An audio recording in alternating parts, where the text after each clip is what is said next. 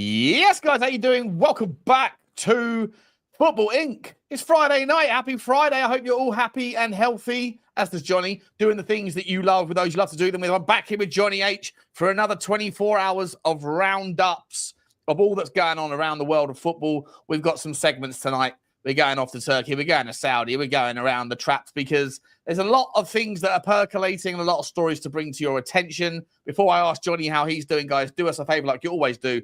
Smash the like button, please. If you enjoy the content, hit the subscribe. If you haven't already, hit the notification bell. Drop the comments thick and fast. Let us know how you're feeling about the various topics. And if you're new, then just rub the sub and then you get instant access into the chat. And let us know where you come from and who you support. Also, all of this stuff is available on podcast platforms, Spotify, where you get the video version, Apple, where you just get the audio. But it's all uploaded the second that this show's over. So if you missed this live, then you can catch it on the audio almost immediately afterwards. Johnny, how you doing, buddy? Good to see you, mate. You okay? All good, all good. Yeah, I'm in Mallorca at the moment. If you come out to Mallorca right now, forget trying to get a cab. Yesterday, 2 hours to try and get a cab into town. Never came. Gave up. Today, I managed to get into town. 40 minutes waiting for a cab. And then some guy jumps in front of me and said, I need your cab. I've left my son on a boat. I've left my son on a boat. I said, I've left your son on a boat and I need your taxi. He's only 13 and the ship sails in 30 minutes. I was like, don't put your shit on me, mate. Thanks very much. Bye. Yeah, no, not for me.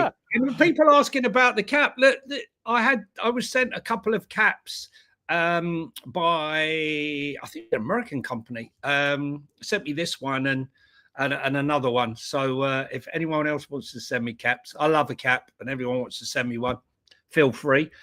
Good evening to everyone in the chat. Good evening, guys. Said, it could be any time from 9:30 in the morning to 9:30 at night, and we just scrapped in 9:30 tonight in Mallorca. Yep. And I'm glad to be here. And listen, Sean, a little bit of leftovers from last night's marathon 3-hour stint on the Spurs. Mate, I don't know. I woke up this morning and I felt like I've been knocked sideways, and I deliberately didn't have any drinks at all during the day, during the evening. I started drinking about halfway through the show, and I must have I don't know what happened, because by the end of it, I think I was quite a little bit toddled, and I don't really. And I went to bed, and then I woke up in the morning, and I was like, wow. I don't know what was going on, but it was a really enjoyable show over on. Well, I thought it was enjoyable. Did you enjoy it? Yeah, no, I was enjoying it. I think a tight 2 hours will be better. You know, I think some people dropped off and some people came in, in the last hour. But I think a 2 hour stint is where it's at. Just like this show here, a tight 1 hour keeps people peeled. And listen, a weekend of football. Spurs have got a double header, the mighty Wycombe and the mighty Luton. I'm gutted I'm missing Luton. If you've not been to Luton Town before, it's one of my favourite grounds in the country. Sean and we were there a couple of years ago, if you remember rightly. Yeah, of course. Basuma got sent off. How unlike him. Becky put in an absolute monster performance to hang on in the second half. We actually probably, well, I wouldn't say fortunate. I think it was a well-drilled game, but it showed the vulnerabilities of certain parts of our team back then that haven't really changed, and it showed the strengths of certain parts of our squad back then, and some of those things haven't changed either. But I'm going tomorrow, so looking forward to that. But we've got there's 2 games at the same. It's weird, isn't it? Like Wycombe in the morning. It's very strange. I think, look, he's trying to ascertain who to take on tour on the Sunday, and who to send out on loan or to go and find a club. And, I think that could be some of the reason why we haven't signed anyone, because he needs to analyse the squad. I mean, if he's got X amount of money, Thomas Frank, and he rushed in and then spent the money and then realised, well, actually, I've got this kid or this person who I feel can do the job, that's a waste for him if there's no more money after that. So there will be no more excuses, Sean. But the truth is, I think as a Spurs fan base, if there's no new signings getting on that plane, When's the plane fly? When does it leave? I think the plane flies on Sunday. If that plane takes off on Sunday with no new signings, I think most of the fan base will be pretty disappointed. Would you agree? Yeah, 100%. And I don't think there will be a new face on the plane before Sunday. Yeah. So, I'll be honest. Thus far, it's been a terrible window. It's been a really, really poor window. And like, even if the Morgan Gibbs-White thing was done, even if it was done, I think people will obviously be elevating the scoreboard. I'll maintain what I maintained throughout. I think he's a very good player, and I don't have any problem with him being a part of the squad. I just think that all of this rigmarole that's been happening, and the fact that even if it does get resolved, he's not he feels he changes the game a little bit or a lot, but in the midfield area. But the midfield area needs improvement, but it's certainly not the gaping holes in the side of the boat that we have elsewhere. And I just think this whole rigmarole that's dragged on for 2 weeks has been. I mean, it's embarrassing to not have any clarity on what we're doing, and all of the kind of the various stories and tales. It just doesn't. None of it makes much sense to me, and it's getting really boring. I think that Tottenham fans are right to feel a little bit fed up right now, to be honest. Yeah. Guys, in the chat, even if you're not a Spurs fan right now, with this signing of Matthias Tells from last season and Danso and Kudos, how would you rate the window so far out of 10? For me, it's a 3. Yeah. I asked that question last night on the preamble to the Spurs 5 in a poll. And I think it was like, I gave like 0 to 3, 3 to 6, or 4 to 6, 7 to 8, or 9 and 10. And it was like 80% were between 0 and 6. Most people were 3 or whatever. So, it's not a good. 2 to 3 for me. I know it's not the end of the window, and it's how you finish, not how you start. But when you got a new manager coming in and he's trying to blend in the players, do you really want to be dropping him in, in the middle of August or when the season's already started? No, you got to give the guy half a chance, and I just don't think they have. And we haven't sold any players, Sean. Yeah, that's to me. I think that's a variable that is challenging. Like I do think that Tottenham are like. I think there's one space left in the squad. Essentially, if he was homegrown in Gibbs-White, I don't think there's any more spaces in the squad as it stands. I'm not sure. I can't confirm this, but from memory, I don't think there's any real spaces in the squad that are non-homegrown. And so you need to move one of the players that we've spoken about ad nauseum on, and none of them seem to be wanting to leave. Sonny obviously isn't going to go anywhere until, at least if he does, it won't happen until the end of next week. So that might be some movement. Look, there's still 4 or 5 weeks left to go in the window. Yeah. And of course, there's still hundreds of good players out there that Tottenham could go for. So it's not panic stations, but it's certainly just a little bit of it's a damp squib of a first half of the window.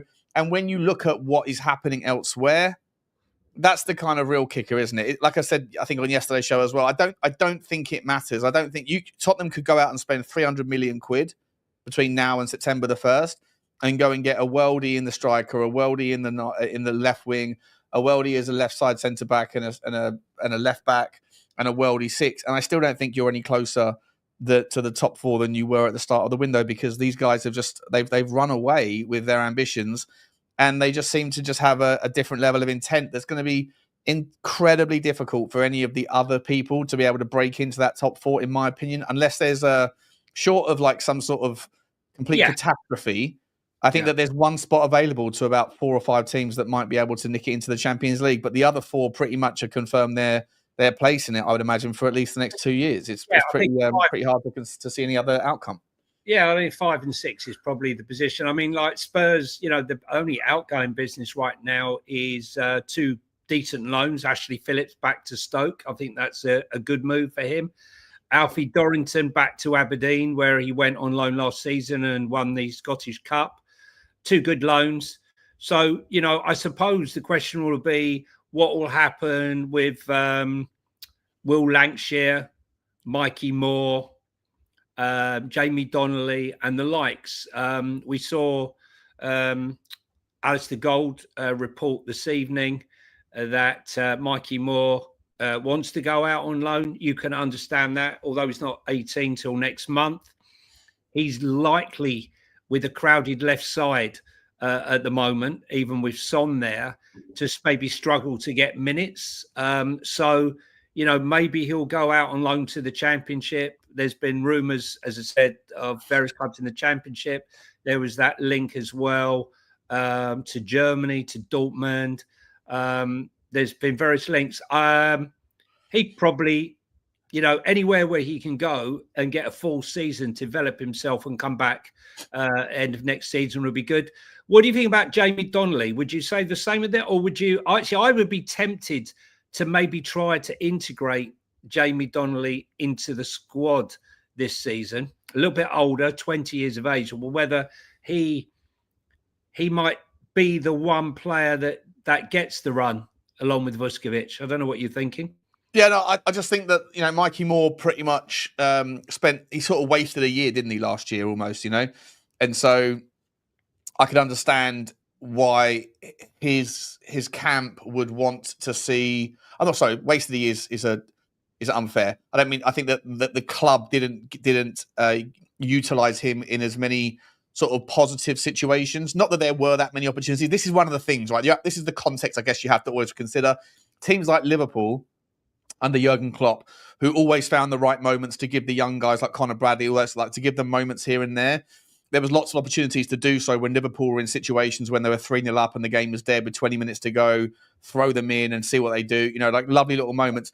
When you're in a season when you're losing 22 games in the league, it's difficult. It's more difficult, especially if the manager feels like they're on the precipice of being sacked every week, to kind of think about the future of a club that they're not going to, in all likelihood, be a beneficiary of. So I can kind of see it from both sides. But if I'm Mikey Moore, having spent last season being here when he could have been elsewhere, and then not really being a beneficiary for his own progression because of those variables, then I don't think he should be hanging around this year. No, I wouldn't mind to see a like a callback option in a loan deal, just in case there's some opportunity or some disaster in our own injury crisis at the top end. As far as Jamie Donnelly, he hasn't gone through that process that Mikey Moore did, and so I don't think it's not a similar story. So I'd be more inclined to think that Mikey Moore should probably go out on loan, get his chance. Yeah. But Jamie Donnelly, maybe if Frank thinks he's up to it, let him hang around and get those minutes where we get the chance. Yeah, I totally agree. I mean, as I think we said on here before, Mikey Moore at his age has had more minutes in the Premier League than Phil Foden. So we have to realise his age and where he's at in his development. But he's an exceptional talent, and I think a loan would be good. I think Dane Scarlett for me is a sale. That's my opinion. It was good to see Rio Kitamarian sign a new contract today. He's one of my favourite players, along with Ajay, who's gone on loan to Doncaster and scored, I think, 4 goals now in 3 games. Has he? Wow. Yeah, 4 goals in 3 games for Doncaster. And Ajay, 20 years of age, a really good midfielder with a lot of talent. He's got a good head on his shoulders. And George Abbott, I think, will be another one that will go out on loan this season. But we'll find out soon enough. I'm sure some of the kids will go out on the tour for game time. But on to other stories now. And we talked about whether or not Spurs went out and spent 300 million on players. There's talk that Liverpool, Sean, could go and spend, due to their prudence over the last few years and the fact that they only signed Chiesa last year for 12 million and they sold 60 million pounds worth of talent, that Liverpool could comfortably spend 500 million pounds and still be within FFP and PSR, which answers the question that many have asked: how could Liverpool possibly manage to sign Alexander Isak? I think there's no doubt where he wants to go.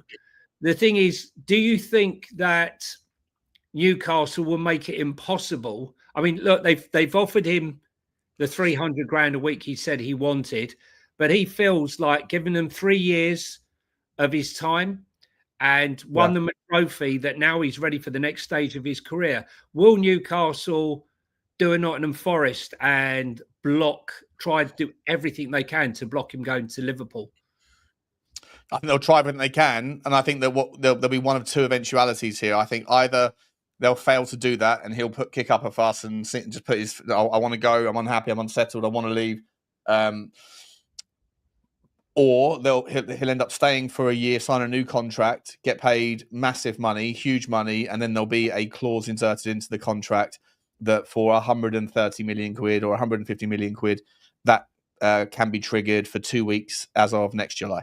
Something like that, right? So he'll see out one more year, knowing that next year Liverpool will do it. And to me, I think that probably makes the most sense for all parties because, like they've just signed Ekitike, Liverpool, an £80 million guy that was going to come in to probably replace Darwin Núñez.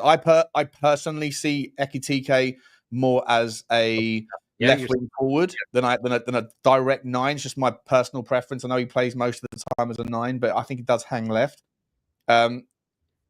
But I think if I'm Ekitike and I've just signed as a 9 for Liverpool, and then the week later, not even a week later, they're going after Alex Isak. I'm thinking, what's going on here? So I personally think you give Ekitike a year as the main guy. If Darwin Núñez can leave, they could go and get somebody else. I just don't personally think that it will. I'd be surprised. I've got no idea. I'm just my gut instinct, Johnny, says the more likely thing is that Isak will sign a new contract and we'll have a release clause baked in to leave next summer. It's interesting. Chris Howard has said something here. It's a bit morbid, but I think I need to bring it up. He says Liverpool will probably get 70 million insurance money from Jota. Plus, they've got Elliott. Where's that? See that? Diaz. Oh, yeah, I got it. Yeah. I mean, look, Diaz, Barcelona, Bayern Munich want Diaz. They came in with a 59 million euro bid. They're not going to entertain that. Liverpool have asked for 80 million euros. I reckon they'll settle for around about 70 million euros. And that, along with Elliott and Darwin Núñez, definitely recoups a large proportion of the money back that they've spent, plus how much money they already had to spend because of their prudence over the last 2 or 3 years. I mean, you have to say, when Liverpool do spend the money, they spent it very well. I mean, Darwin Núñez is probably the only one that I can think of. Gravenbach has been a good signing. Most of their signing, Luis Diaz has been a good signing. They haven't had many huge misses, have they? They haven't done like a Man United and gone and spent a whole load of money. But if they do sign Alexander Isak, does that mean? I mean, look, so Onslaught won the league without signing a player. Can he really improve? Can he really improve and walk away with the title again, or the fact that the other they can do everything. They could win the triple. They could win the domestic treble. They could win the Champions League. I think that they are. I very, very, very rarely, if ever, agree with that Rory Jennings fella, the Chelsea guy on TalkSport. But when he said earlier, I saw a thing saying Liverpool are quietly building the most exciting project in world sport. Yeah. I sat there and sort of chewed on it for a second, and it's like they've reduced their average age significantly as well, right? In this process, it's pretty scary. It's scary stuff. But the elephant in the room, mate, is when you go and buy 5 new starters for your team. That's half your team, right? You've got Frimpong, you've got Kirkes. You might have a new centre back. That'll be 3. You've got a new striker, a new number 10, a potential new left winger. That's a lot of change, and chemistry isn't built overnight, is it? Chemistry, I don't care, because we've seen this with Real Madrid, right? You said it the other day: 11 individuals rather than one team. I'm not saying that Liverpool have bought superstars that can't work, because Isak has done very well, and Ekitike is a good team player. They work hard. I'm not saying there's any risk there, but there is just that small part of me that thinks if it's not going to work, it can only not work for them based on the fact that there's just too much change too quick. And it can take a little bit of time for that stuff to gel, but we'll know by October we'll probably know by October the 1st if they've won the first 5 or 6 games, or 1-5 drew 1. Then I think Liverpool will romp it this year. I think it's a very valid point. Plus the point that we've made numerous times on here, that whatever happens, they are desperately in need of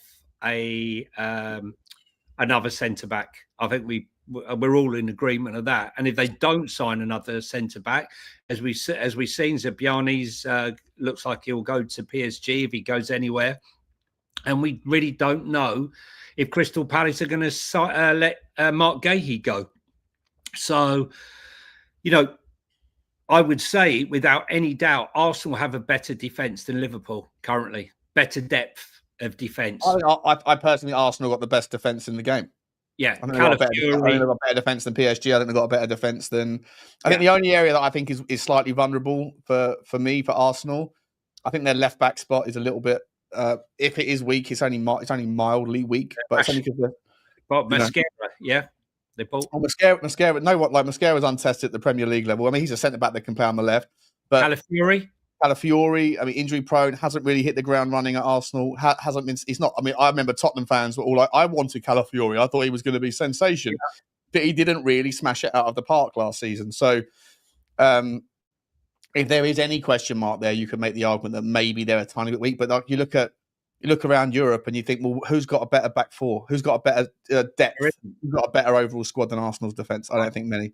No, and I quite like Kiwior. I know a lot of Arsenal fans. Yeah, underrated. Great. Yeah. I thought he's one of the standouts for Poland in the last European Championships when I was watching him before Arsenal signed him. I wouldn't have minded him at our club. And I just think overall, the fact that Mikel Arteta still says he's not happy with the depth of his squad, maybe have a look at Spurs and some of the other clubs that are behind you. But listen, he wants to win. And I think he truly believed come end of March, April, when he was going that Arsenal are going for it in the summer. We're going to spend big. We are going for it. Arsenal are going for it big time. He had not envisaged, I'm sure, in his wildest dreams, that he would be left in the dust behind the likes of Chelsea and Liverpool in the spending stakes. I really don't. And have you seen this news, by the way? No. Sorry. This is probably the best. I mean, I don't know what it means yet. I haven't had a chance to look into it in any detail, but I'm gonna do it anyway. And we'll talk about it. We'll see if we can figure it out in real time with you. I've just been sent it by John, Spurs fan John. It's all about the PSR. It's all about the FFP. It's all about the loopholes. It's all about the money. Chelsea FC Holdings, the company that sold the hotels and women's team to itself, issued £339 million of fresh shares on the 30th of June. I don't know what this means, but this is from Kieran Maguire a minute or two ago. I haven't seen like the fallout from it, but there's got to be something going on there. Surely, I don't know what. I've got no idea of the context. We'll have to look into that. That will definitely be on another show because, listen, it feels like forever, Sean, that you and I have been talking about FFP, PSR, Chelsea, Villa, Saudi. And Clear Lake and all the rest of it. I know we bored people to death for quite a while, but now it's become hugely relevant. It's hugely relevant, and it isn't. Like I remember on Sean Butler TV, I was doing every day about a year and a half ago, like April of 2024 till about June or whatever.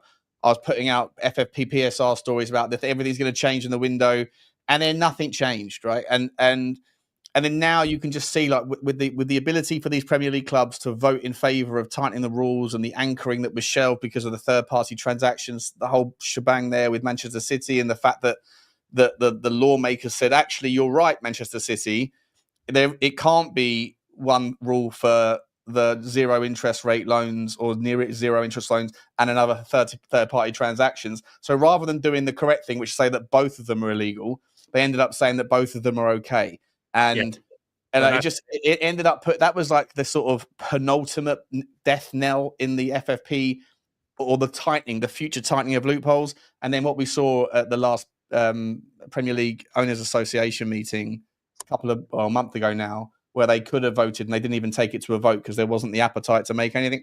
I just think that it's it's largely irrelevant. I've wasted a lot of my energy talking about talking about things that we've got a new never one seem now. to change, do they? Yeah, never seems to change. But look, the thing is, now we got something else. Just when we thought, what's the next move by Chelsea? First of all, they were buying up everyone, and they had 32 players out on loan, abusing the system.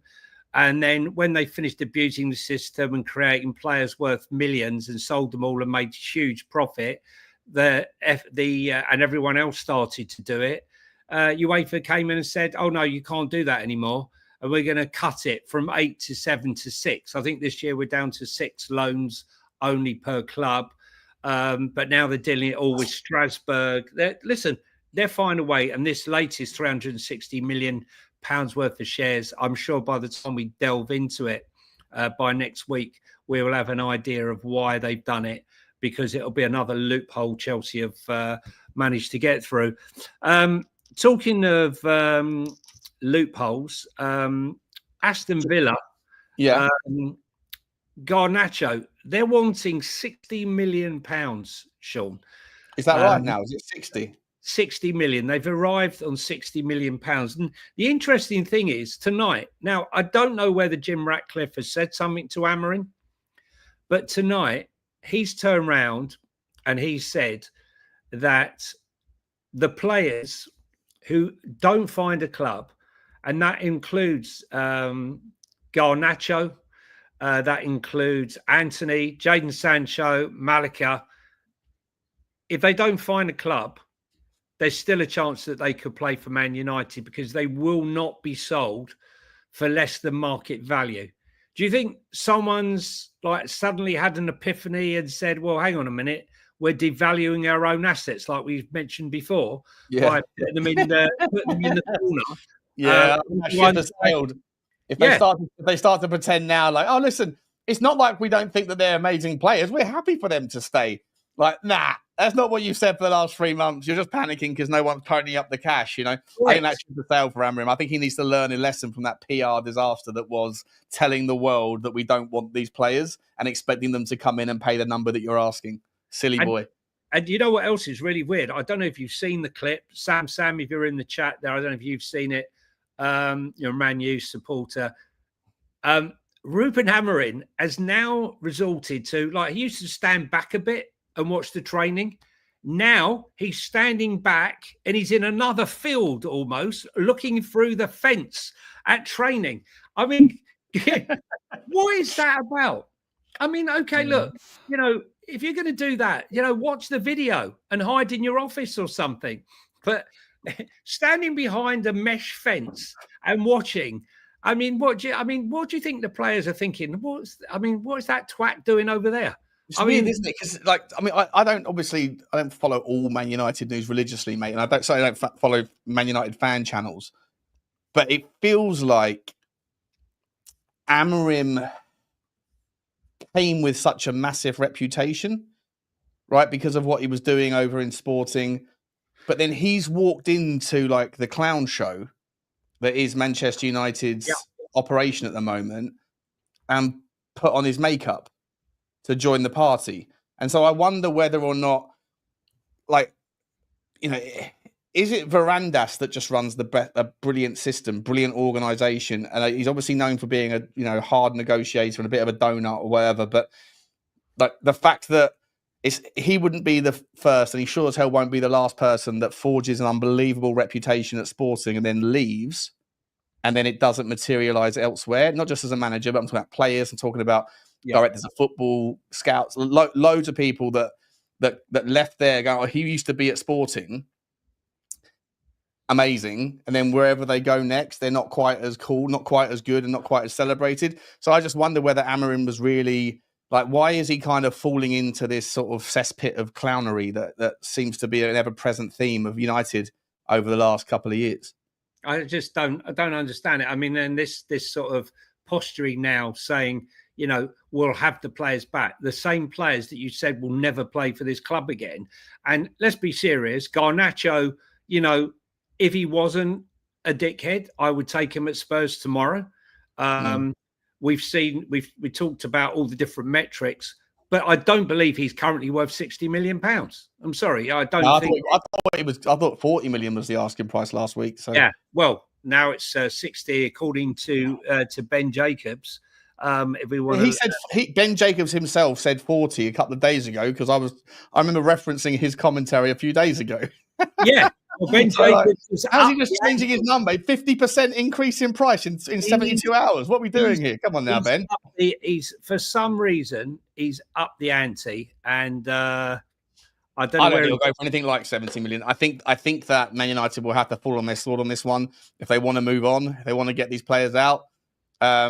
If it's not him, then it has to be someone else. And if you don't mind, Johnny, we can carry on talking about Garnacho, but there is a Man United story there's two other stories. All right, so for this part of the show, guys, I think you know where we need to pop off to.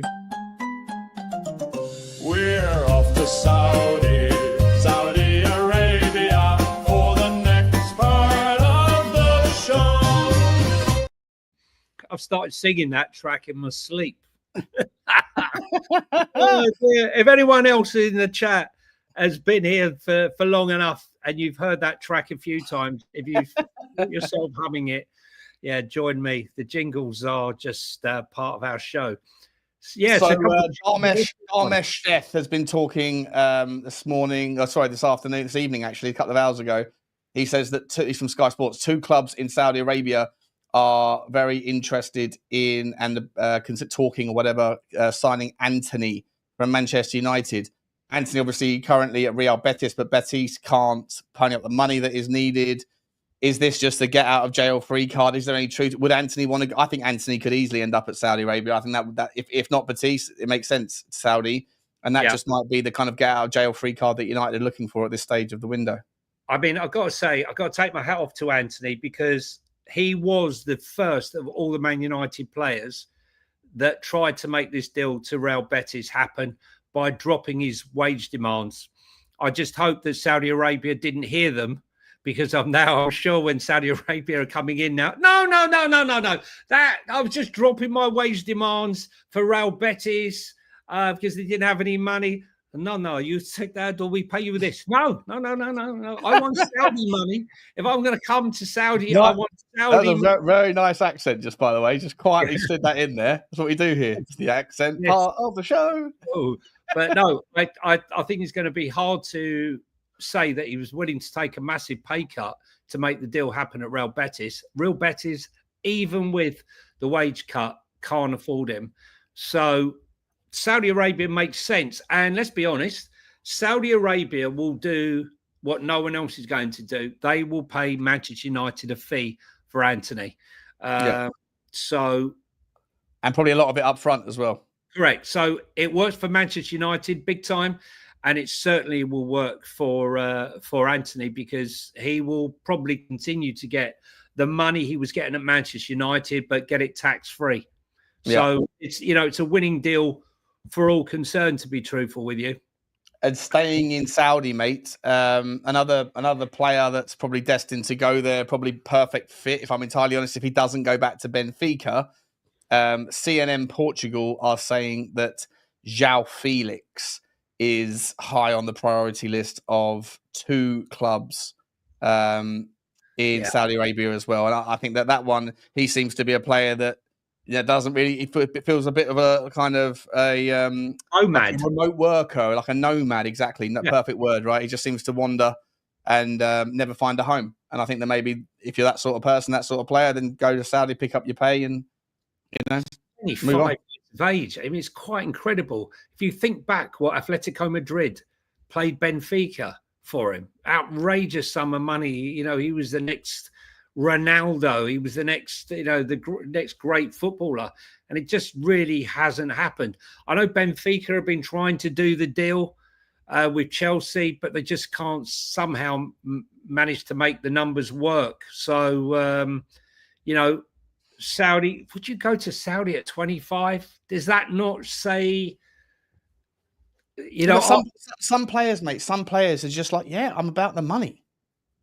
I'm about the money. I play football, but I don't love football. Or I play football, or I love football, but I don't, it's a means to an end, Just quickly, it was so weird, right? I first saw this comment here saying he's on something. Ha ha. And I was like, I wonder what that's relating to. So I zoomed up, and then I see this from Laron Deb saying, Sean, are you on X? And my first thought, because I saw Sonny J's comment behind, was he thinks I'm taking ecstasy. And then I realized he's actually means are you on Twitter? Yeah, yes, I'm on Twitter, mate. Yeah, I'm on Twitter. Yeah, Yeah. they're on Twitter. We do have fun. Today. There were none of that involved in the making of this program. No, no. I've been on uncle duty all day. Been on uncle duty, so yeah. He's having a bit of light refreshment on after a tough day. Mate, that is absolutely insane how anyone can handle children. I've decided, mate, like it's never for me. 4 kids between the age of 1 and 10. Yeah. It's madness. 4 children. I can't do it. They're exhausting. They are exhausting. 4 of them. Yeah, so look, I think that's it for Saudi. Leeds United still going, Sean. Leeds United have agreed a deal with Lyon for goalkeeper Lucas Perry for a deal worth 15.6 million, and he will join up with the Whites in Germany for his medical. I mean, I've got to say, the 49ers group are, we said at the beginning of the window, would Rangers, who have been taken over by 49er, have envy over what Leeds United was spending because they're owned by the same group? Or would Leeds United have envy over what Rangers was spending? I think both clubs at the moment seem to be quite happy, but they're definitely spending more money at Leeds at the moment. But, with Rangers taking a 2-0 lead to Panathinaikos next week, if they can win that game, I think that's them into the Champions League. And that would be huge. Massive, because Rangers haven't been in the Champions League for a number of years now. And with the new money involved, it's going to be a game changer for them. And I can see them spending some money. I think we got some super chats, Sean. I'll come to them in just 1 second. I just wanted to quickly familiarise myself with who was the goalkeeper. That's it, Ilham Meslier. He's the French goalkeeper that's super young, or he was super young. How old is he now? He's 25 now, but he's been at Leeds for a while. Yeah. He's got 1 year left on his contract. So do you think this Lucas Perry thing, he's a Brazilian keeper, isn't he? He's going to be coming in as number 1. Do you think that means Meslier is going to move back to France? Well, there was rumours that he wanted to leave, so maybe this is preempting the deal. But, listen, there's a few goalkeepers doing the merry-go-round. There is. Yeah. Newcastle, just another one of their players they missed out for. They were really after James Trafford, but Manchester City have nipped in there. Where are they going to go next? So they've got Dubravka, and they've got who's the first choice goalkeeper at Newcastle? Hope and Dubravka. Hope and Dubravka, yeah. But now, will they take Manchester City's number 2? Ortega, yeah. Now leave. Yeah. Trafford will become number 2 for a year. Desperate to try and keep Edison for another year because he's wanted out in Turkey, but I'm not so sure. And another goalkeeper, while we're on the goalkeeper front, Fulham, who have got Jared Leno, who's a really good keeper, has done very well. Fulham are now exploring the capture of experienced Montpellier goalkeeper Benjamin Lecomte. No relation to Henri Lecomte, the tennis player. And that is according to the standard. And also, they're trying desperately to do a deal on a permanent deal and negotiate with Arsenal for Reece Nelson on a permanent. I mean, he had a bad injury time last season. So that's the only ones I've got for Fulham and Leeds. Do you want to do the super chats now? Thanks, guys. Yeah, I've seen that story as well that Leon midfielder Jordan Veretout has joined, should have put this in the Saudi segment, has joined Al Arabi. Veretou's fallen off a cliff. He's only gone for 500,000. Is he really old now, Veretout? Because I remember him being a really good player a few years ago, but he's only gone for half a bar, so not a lot of money. But thank you very much, Spurs GT Graham. That is evening, lads, from sunny Gloucestershire. Appreciate you. Evening to you, mate. Is it sunny over there? Or it was maybe. It's not too bad today. It's quite humid here. But thank you very much, mate. Hope you're doing well. Super Sticker Train, Daniel Field, Clapham Junction himself, Digital Clapham Junction. We love you, Daniel. Thank you very much indeed, my man. Good to see you, buddy. Good to see you. Only comment on this, says Paul French. I despise cocky people and think HIPEES is bottom feeding. Yeah. You know who he's talking about. Hippie. Oh, okay. Oh, okay. Oh, appreciate. Okay, sorry. I thought it was like an FFP thing. Yeah. Gotcha.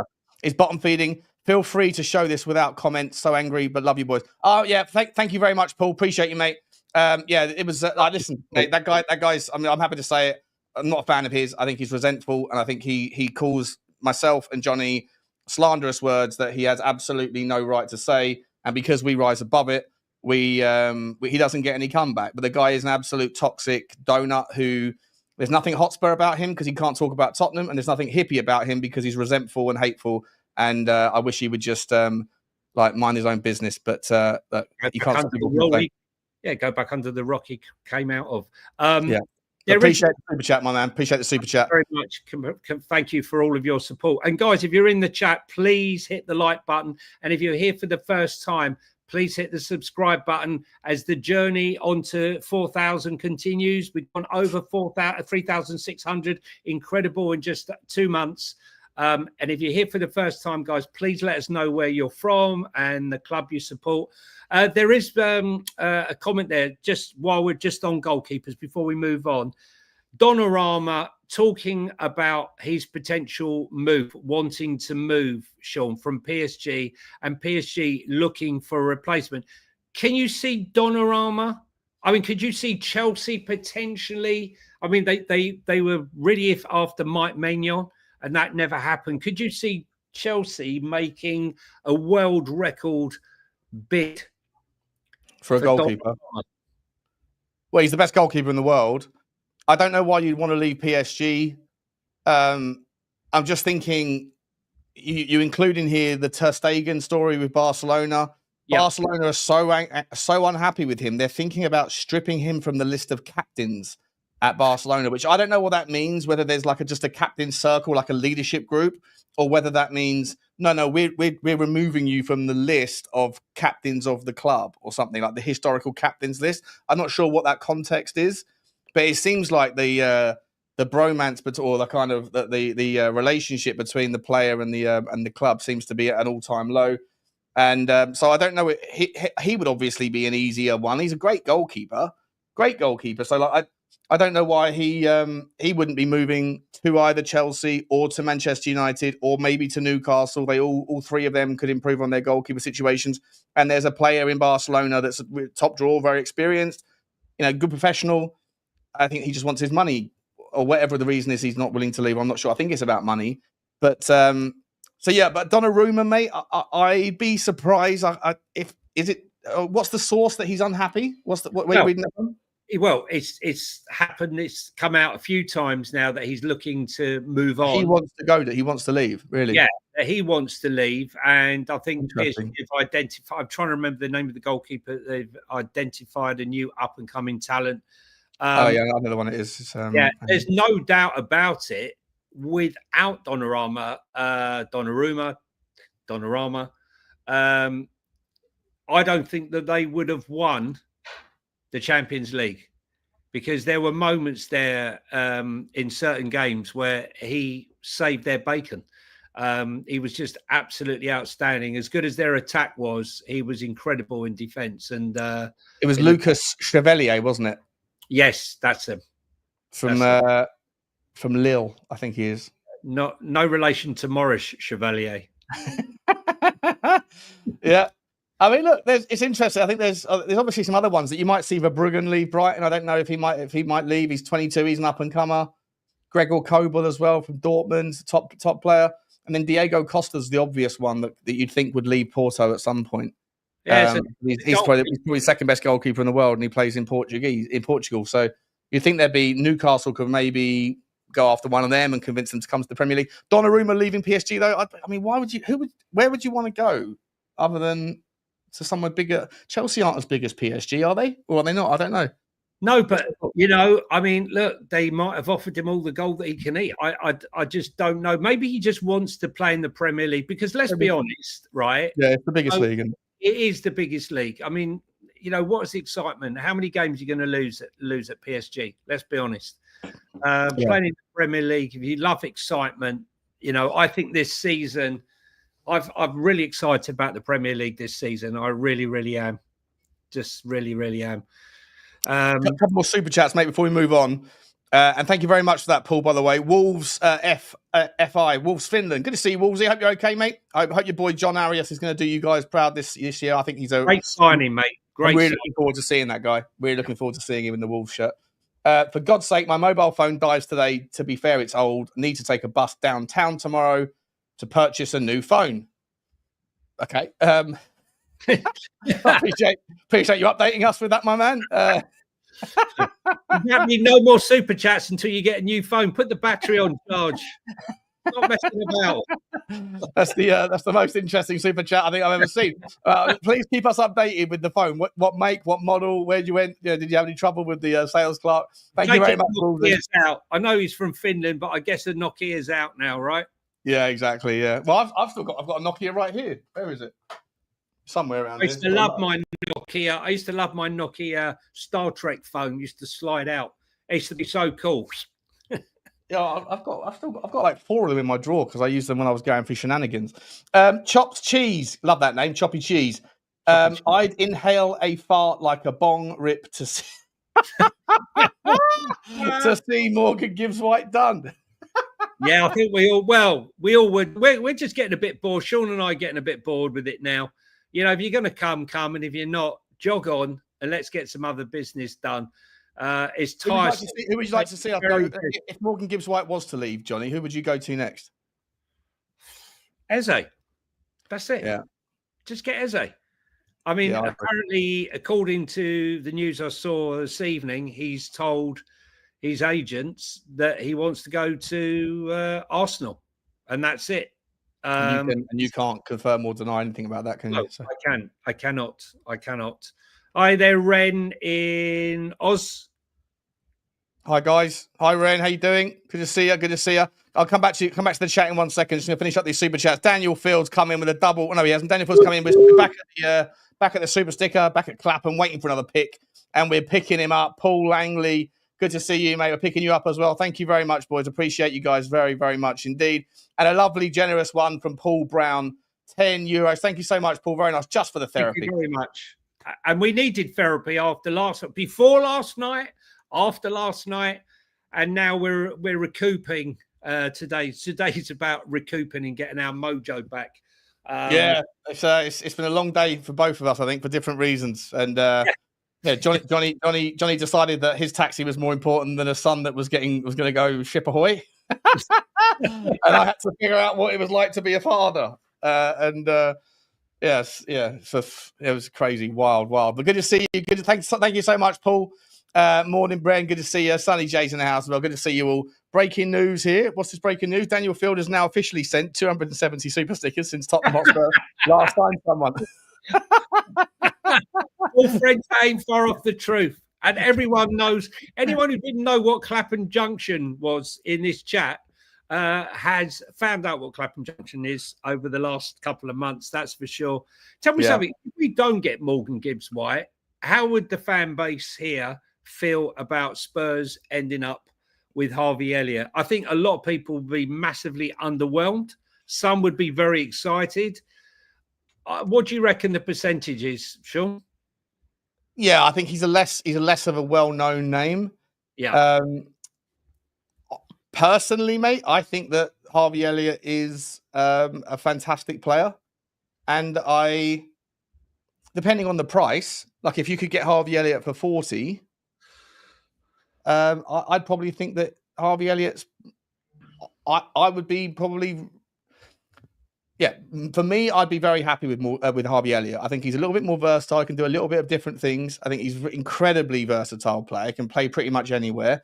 He's got that tenacity, but he's just not quite as well known, and therefore the fan base would see it as a damp squib. The fan base would see it negatively, but I think generally they should see it as a positive because he's a very good player. I think in the right system with the right coach, he could go on to really, really good things.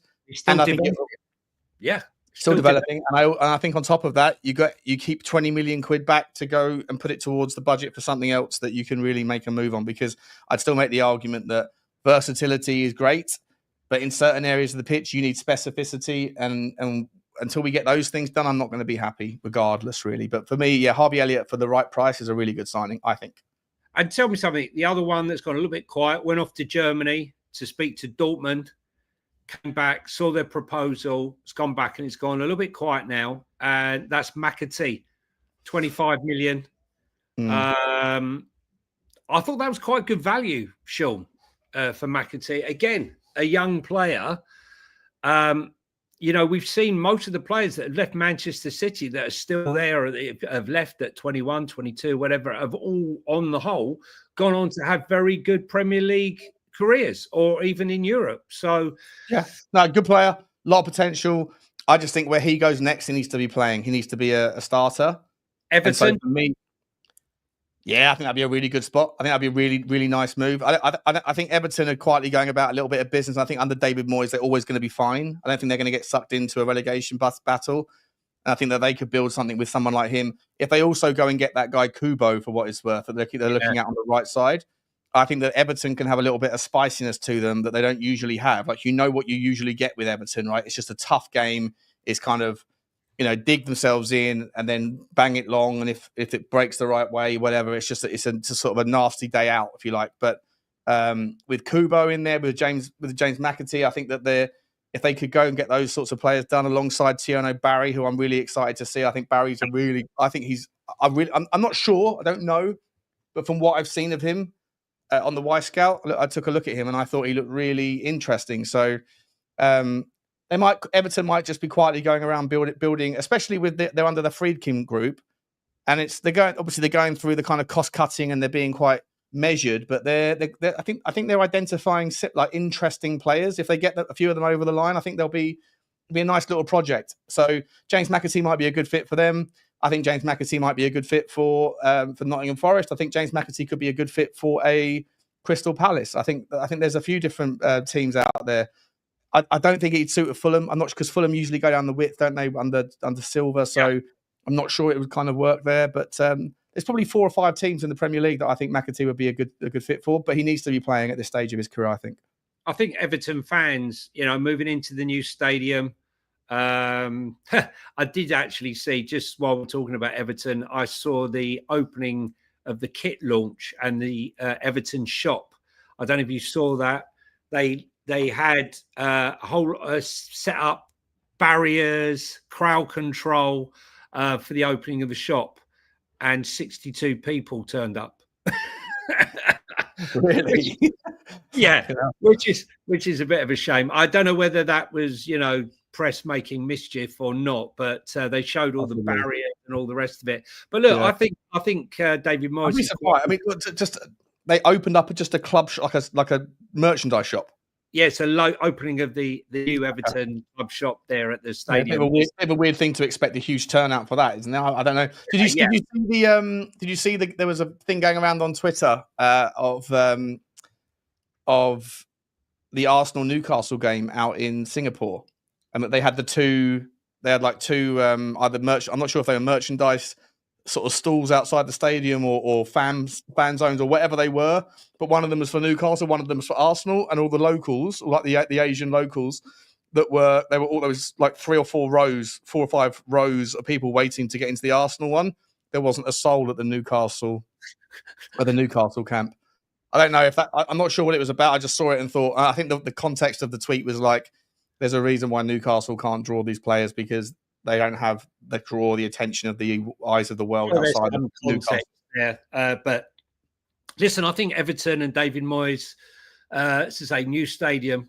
He's done a great job taking over from Sean Dyche, rescued the ship, had them playing decent football, and now with the acquisitions that he's got rid of Dominic Calvert-Lewin, and I think he's quietly going about acquiring the type of player that you would expect him to go for back in the day. And I expect Everton to be at worst, mid-table this season. Yeah. I really do. I think they'll have a half-decent season this season. Yeah, and 100%, look mate. forward to seeing it. Do you know? I know I didn't want to go back to Spurs again, but can you believe we've been linked again with Arnold Calimundo again? Yeah, mate. I actually did a stream about this last night before we did the thing. I think that Tottenham are going to pivot their attention back to France. I think that there's 4 players in France that Tottenham not just could be looking at, but should be looking at. I think Calimundo is one. I think he's a really interesting player. He's a bit of a snapshot kind of sort of low trigger, like sort of low backlift. It's a little bit Jermaine Defoe-esque, but he's not the same, but he's just a little bit kind of live wiry. But not he'd be the bottom of my list. Evan Gassand, I think, is a really interesting player. Like at Nice, I think he's a top striker. I think he will become a really good striker. You know, he's probably sort of 15 goals and 7 or 8 assists and can play a little bit of everywhere. Obviously, Malik Fofana, we've spoken about him ad nauseum. Yeah. I think he'd be a great player in the Premier League if he comes over here. Be nice to see him. Tiny and then the Tim. last, Tiny Tim, yeah. And then the last one is George Mikhail-Tadze, right? The guy who plays in the 10. Who's That's a bit of our a all-round favourite, forward. isn't it? Mikhail Tadze is insane, mate. He's so good. Apparently he doesn't want to leave Lyon. Apparently he's happy there. Apparently Lyon don't want to sell. But all of a sudden they don't want to sell. Huh? Yeah. All of a sudden, cash isn't a problem, Sean. Yeah.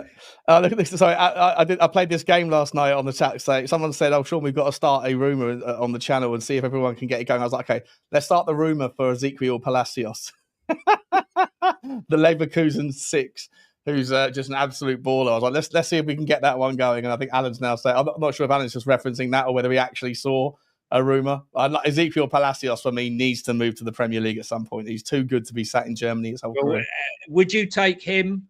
Or would you take our friend at Sporting Lisbon? Hallman? Yeah. Different sort of player. Hallman to me is more like a more like a Polinia. Like he's a bit more just of like a steady rock steady kind of.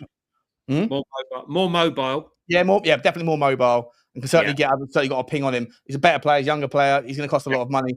Ezequiel Palacios is more of like just a cultured kind of a register, like the sort of guy who sits at the back and pings it around, but at the same time has that ability to get stuck in. So he's kind of like a Bentancur, a better version of Bentancur with a rangy passing, but also has a little bit of the steel and stuff as well. Maybe like a Claude Makelele or something like that, you know. And I love Ezequiel Palacios. I think he'd be absolutely sensational. It's not Wilson Palacios' brother. Didn't he get shot dead? Yeah, he did.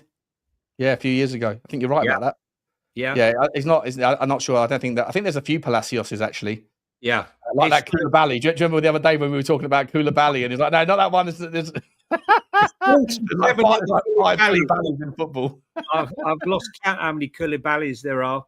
One bloke for Manchester United that Villa said they're not selling is Ollie Watkins. Now, Aston Villa are really, really quiet at the moment. Are they really? I mean, I can't remember how much have they got to bring in to meet FFP by January for UEFA. Was it another £60 million? Wasn't it? Villa.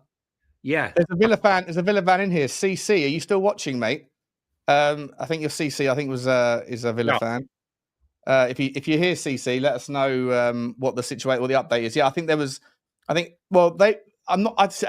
know the details, but I remember like Chelsea and Villa have got like a few years to be able to get the right side. It's like over the next 3 or 4 years to get themselves back on the right side of their misspend. But it looks, for all intents and purposes, mate, like Aston Villa are just like, if you're a Villa fan right now, you're having a horrible time, aren't you? Because all of that hard work, all of that ambition, and then one referee. If that referee hadn't screwed the pooch for them, they wouldn't be in the mess that they're in, right? And it was that was a disgraceful decision. And it's cost them probably cost them more than £100 million because they're going to get ram-raided on the negotiations because other owners know that they've got very, very little kind of leverage in the deal, right? It was shocking, though. I mean, listen, like all said and done, that was any club that had suffered that would have been in uproar. And, you know, all said and done, what's the bloody point of having VAR if stuff like this is going to happen? It's outrageous. For all we know, and we'll never know, there might have been someone in that VAR room Who had a had bet? an Something. affinity with some other club. Or a bet, right? There's like, who knows if there's someone's getting a tap on the shoulder saying, look, there's £1 million riding on Aston Villa not making the Champions League. So Well, you make that's sure 100 that, million. or where exactly, you make sure that, that I'm not suggesting that is the case. I'm just saying that you don't know, right? These people fly under the radar and it's not difficult to find out who these people are if you've got the means, the motive and the method, and you have a tap on them and say, look, we'll make it worth your while if you do it right. But if you do it wrong, then, you know, bad things can happen to you and your family. Like it's wouldn't surprise me. I'm not suggesting that is the case, but well, it wouldn't be another day without eBay FC being mentioned again. And they're out and they're looking to sign someone else again. And they have agreed on a deal to sign the 18-year-old winger, Jesse Derry, from Crystal Palace. Can't even say it.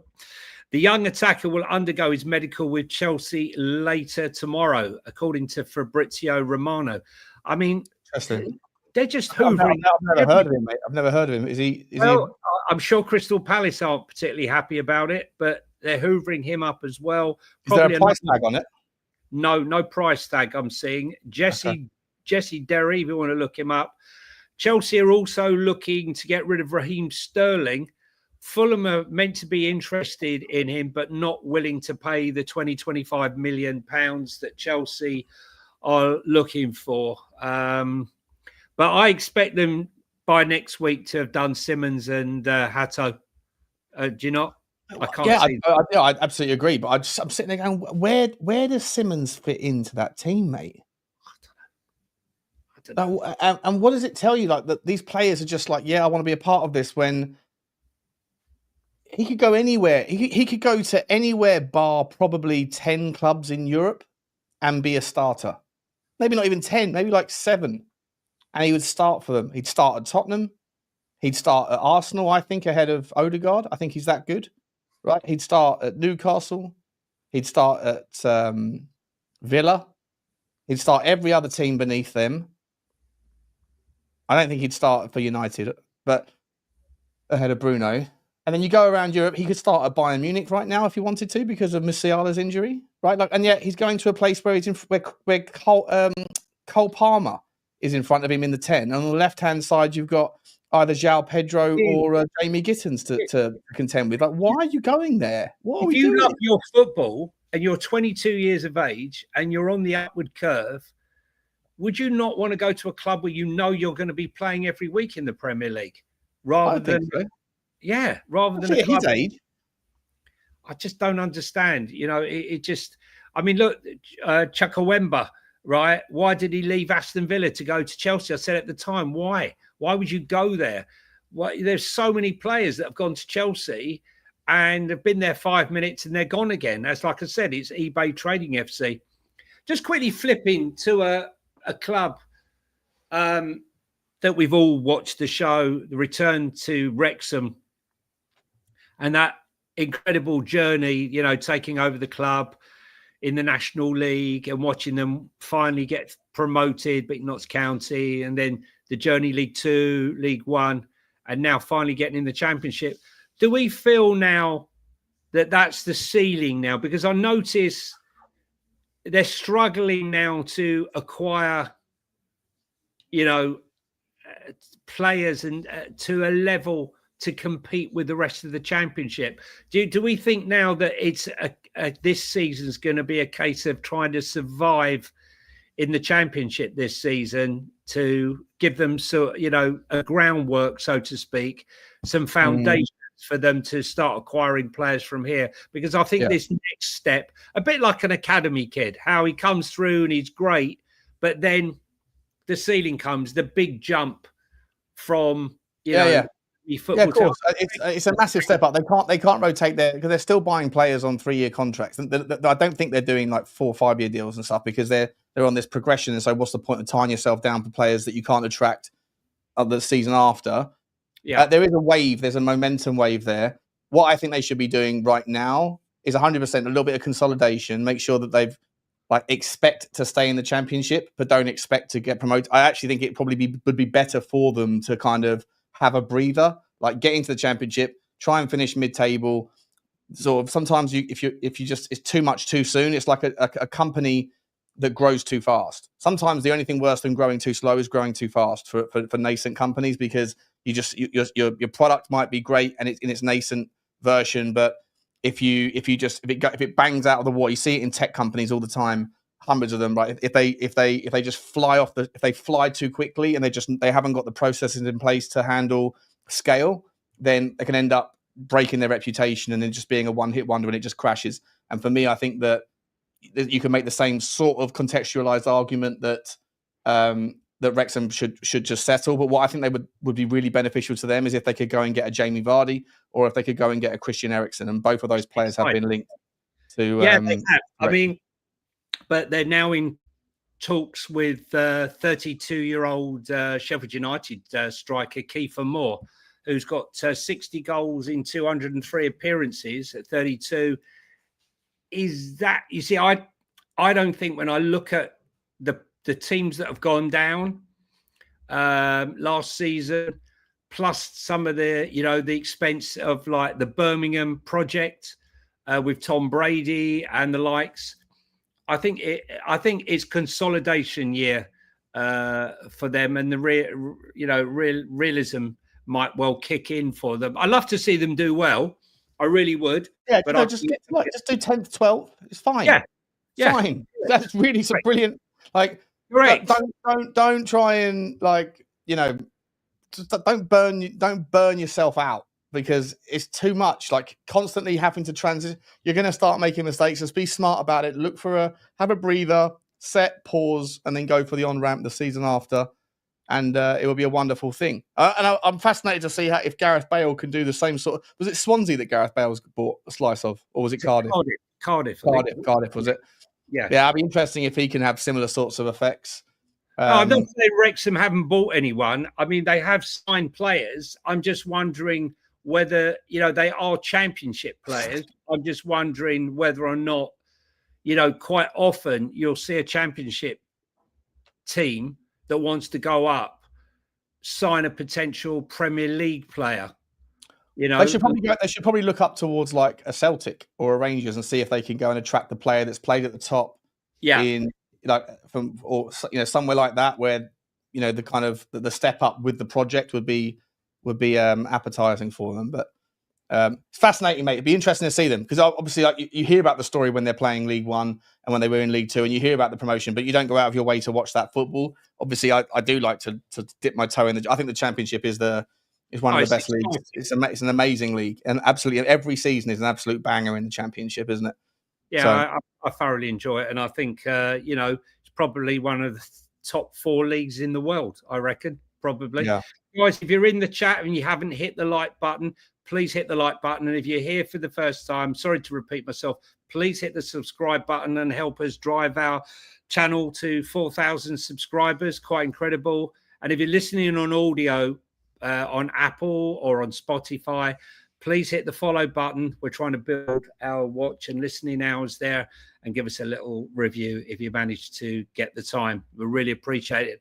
Have you got much more, Shawnee? A couple of super chats, and there's probably one or two more quick stories for us. So we've been sort of not too much longer. Yeah, Tony Rodriguez, big up, Tony. Great to see you, mate. And thank you for joining the membership on the Spurs 5 yesterday, mate. You're always such a wonderful supporter of all the channels in the Spurs community.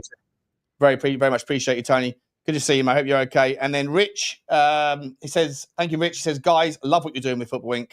Appreciate you, mate. It's nice, man. It's nice. Like, having a partner in crime here is fun. Spurs Talk Show for me was like a solo endeavor, but had regulars like Jonny come on the show over the years. But having someone that keeps you, I'll be honest, like today, I was very happy for Jonny to say, look, let's just give it a rest. We'll pick it up tomorrow. But Jonny's like, no, come on, Sean, we're doing it tonight. I was like, oh, okay, and I'm glad we have, because it's got a nice show. It's been a nice show, Yeah. Nice. So thank you very much, guys. Appreciate you all for your support. Sort of the last sort of story for you, mate, was I just wanted to ask you about Bournemouth, right? So they have lost their. We're talking about too much change at Liverpool. Might be a little bit of a difficult sort of challenge, if you like, not a problem, but a challenge. Bournemouth, the other side, like losing too much is also problematic. They've lost. I think they've lost. They've certainly lost Kirkes and Huijsen. to Liverpool and Madrid, and Zabanya is going to PSG. I mean, isn't that like just a testament to what a fantastic job Bill Foley and Iriola have done there? That in one summer, yeah, their three of their back four have joined three of the biggest teams in world football. The Champions League winners of this season, the most successful Champions League team or European team of all time, and the most successful English team of all time. Three of their back four, little old Bournemouth, they're playing in front of 13,000 people. Three of their back four have gone to the biggest three teams in Europe. PSG, Real Madrid, and Liverpool. I mean, that's what it looks like it's going to happen. How do they recover from that, though, mate? I don't know. Unless they're confident that who they're going to recruit is going to replace them, I can't see it. I really can't see it. Semenya signed a new contract. He's not going anywhere. That was important, for sure. Cliver, they say that it's not going. He was rumoured to be going to Bayer Leverkusen. But no, I can't see it happen. I think defensively, they got major restructuring to do. They signed Adrian Truffert from Stade Rennais as the replacement for Kirkhead. He's actually a good player, in fairness. Yeah, he is, 13.5 million euros that one cost. He's 23 as well, so he's one for the one that hopefully will do well. And they got Petrovic, the goalkeeper from Chelsea. But apart from that, they haven't done too much. And then outgoings wise, they've lost Jaden Anthony to Burnley, Milos Kerkez, Dean Hoyson, Mark Travers has gone to Everton. They went to Rangers, didn't he? Joe Rothwell. Yeah, Joe Rothwell and Max Aarons. Sorry, Max Aarons. So they've lost a right back as well, haven't they? Yeah, Max Aarons went to Rangers, I think. On a loan, I think it was. Yeah. So, I mean, they've pulled in 140 million euros worth. They've spent 42, so they're net up 100 million quid. They've got a few of their loans back for what it's worth. They've got like some of their loan players have come back, like Philip Billing and that. But I mean, I don't know, mate. Like, I mean, is there any? I'm not even sure if I've seen any real links right now. But let's have a quick. I don't know who they're linked to be buying. Bournemouth transfers rumors. Very, very quiet. Very, very quiet. There are a few clubs. I mean, Spurs fans are moaning that we've only spent 107 million or whatever we've spent on, tying up deals from last season. Dittel and Danso and Kudus deal. They're trying to get that Lukumi, the player that Tottenham were linked with, out of Italy. He's a good player, versatile, and they're getting that. They're looking at that Aki Mpong as well. I think is he Chelsea? Aki Mpong. I don't know. Everyone's Chelsea. I mean, maybe start looking at some of the players. I'm going to be watching Strasbourg this season and watching how well they do, because I've lost count how many Chelsea players are out there over the last couple of seasons. I don't know what the rules are about selling a player on the cheap to Strasbourg and buying him back at a later date, because to get round the loan situation. Such talent for Bournemouth. Yes, they've got 3 or 4 players that were out on loan. My son mentioned me to the list to me. I can't remember the names of all of them, if I'm brutally honest, right now. But I think that's about it, Shawnee. To a little bit of an idea session from Paul French. Do spin the wheel for a English football league. I could take a championship team, probably more fun than anyone in the football league. Would you want to do that? Would that follow a championship team for the season? We could do that. We got to go through the Bundesliga and the other leagues. Loads of leagues to get my arse in gear and sort out the fantasy football league. I'll try and do that this weekend. Might be a bit difficult for us to stream this weekend because the football's on and there's various things going on. But if we can, we will try and slip one in, as Bonnie Blue would say. Sonny, where are you watching the game tomorrow? I think Johnny's watching it in Mallorca. I'm watching it at. I'm going to the game. I'm going to Luton. And yes, you can be honest here. This isn't a Tottenham Hotspur stream. But I'm at the game tomorrow. Looking forward to getting back up there, and Johnny's over in Mallorca for it. So, yeah, listen, yeah, we're covering all the games. I'm looking forward to the season starting, and there'll be obviously a different element. I know everyone's loved these transfer segments that we've been doing in the jingles, but we'll be coming up with new things. Oh, we've got so many ideas, so many different sort of shows. We got every day we've got a different show, preview shows, review shows of all the big games, Champions League build-ups. We've got. We're going to do predictors as well. So basically, what we're going to have is predict the scores for the week. If you get the right score, you're going to. If you get the win, the right score, what have you. And so it's going to be myself and Sean versus the members. Well, you guys there, and each week we'll get one of the members to get in the group and put their predictions in, and they'll be scoring for that week for all the viewers in the show. We'll be doing that this season. That should be good fun as well, and we'll be keeping a scoreboard. Good fun. All right, Johnny. Probably a perfect time to leave, guys. I want to say massive thank you to everyone. Please don't forget to smash the like button. Oh, did I miss a super chat? Sorry. Oh, sorry. There's a couple of super chats here. Andy Lester super chat. Did we do Andy Lester super chat? I can't see.